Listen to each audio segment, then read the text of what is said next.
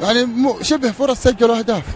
رغم حرصك على نايف هزازي الا انه اقصي بالبطاقه الحمراء، شفتك هنا توصي تحرصه تهجي. شوف يعني كرة الكرت الاحمر كان اشتراك عادي، احمد كان نازل ونايف كان نازل، ونايف ما حاول يأذي كابتن احمد، ولكن الحكم.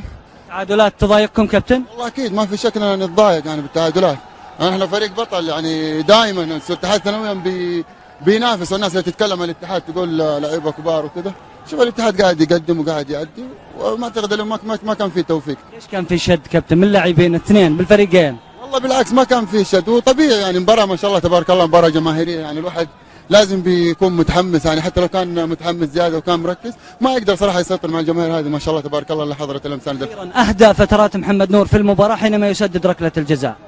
والله الحمد لله انا حار في الملعب، لكن احنا في الجزاء مركز. لا والله عادي يعني ضربه الجزاء وغيره، يعني الحمد لله الهدوء هذا شيء مهم بالنسبه لي انا، يعني كقائد للفريق لازم انا ما اكون متنرفز. في وعد لجماهير الاتحاد بالدوري؟ والله اكيد ما في شك، يعني لسه احنا في بدايه الطريق، ونقول لهم دحين احنا بدينا، الاتحاد من اليوم بدا، يعني شوف قدم الفرق كلها انت شفت الفرق كلها صراحه، يعني المستويات متقاربه بين الفرق كلها، وانا اوعد الجماهير ان شاء الله واقول لهم الاتحاد ان شاء الله عاد من مباراه اليوم باذن الله.